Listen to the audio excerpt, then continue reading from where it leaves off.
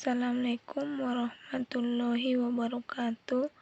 Perkenalkan, nama saya Fitri Megawati Pasaribu, NPM 18150079, Prodi Vokasional Informatika 5C. Di sini saya akan menjelaskan tentang konsep dasar sistem pendukung keputusan, di mana konsep sistem keputusan terdiri dari pengertian sistem pendukung keputusan, komponen sistem pendukung keputusan, klasifikasi keputusan.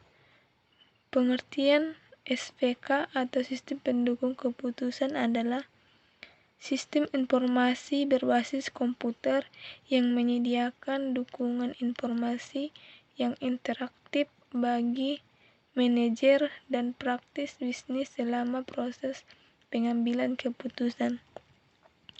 Kemudian, komponen sistem pendukung keputusan terbagi 3, yaitu database system, model base, dan software system, di mana database system ini adalah suatu komponen atau suatu kumpulan semua data yang dimiliki oleh perusahaan, baik data dasar maupun transaksi sehari-hari yang dilakukan. Kemudian, model base. Model base adalah suatu model yang merepresentasikan permasalahan dalam format kuantitatif, di mana model base terbagi 3 macam, yaitu optimalisasi, yang dimana optimalisasi yaitu mencari yang baik, contohnya membuat jadwal, perbandingan linear atau program lainnya. Kemudian statistik atau matematis, di mana menggambarkan masalah dengan standar kuantifikasi yang ada, contohnya yaitu proyeksi penjualan atau forecasting. Kemudian yang ketiga, finansial atau mencari kesempatan yang lebih menguntungkan, di mana contohnya seperti investasi atau cash flow dan lain-lain. Kemudian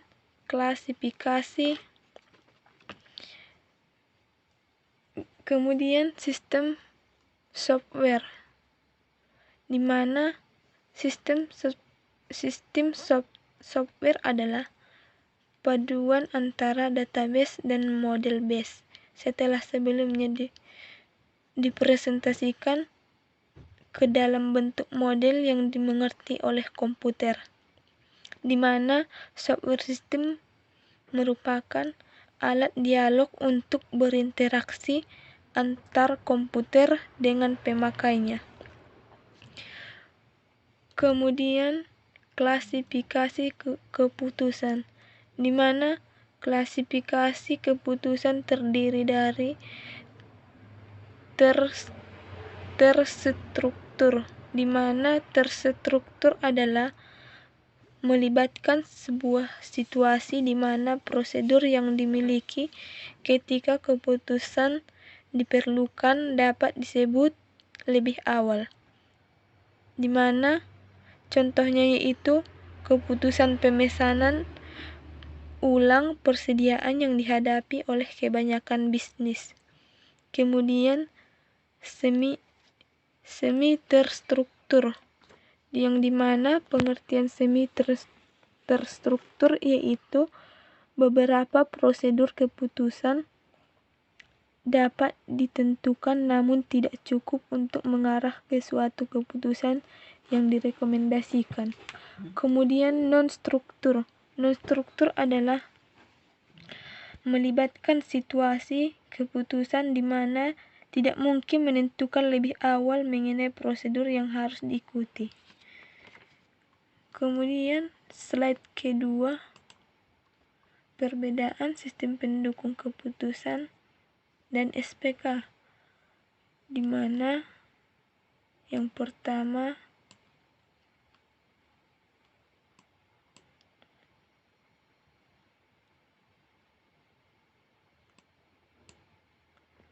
Yang pertama yaitu 1. Bisa memberikan alternatif pilihan keputusan yang banyak. Kedua, membantu juga merumuskan sebuah permasalahan dengan sistem pendukung keputusan. 3.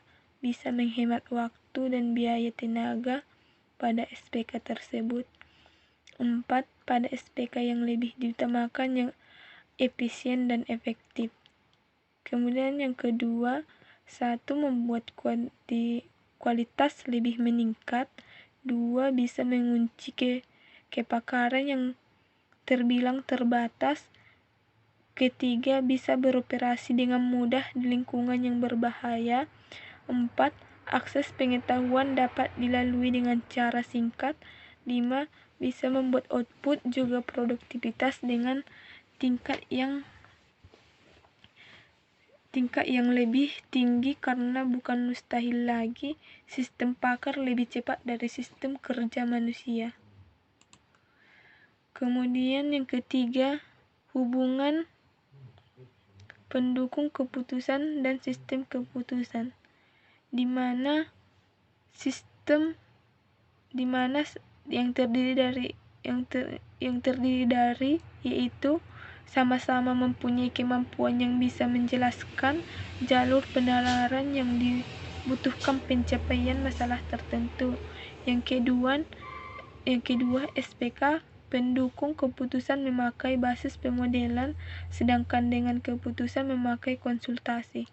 Yang ketiga, perbedaannya sistem keputusan memerlukan database, sedangkan sistem pakar berasaskan knowledge base. Yang keempat, SPK menciptakan keputusan ialah membuat gaya kemampuan manajer menjadi refleksi. Contohnya yaitu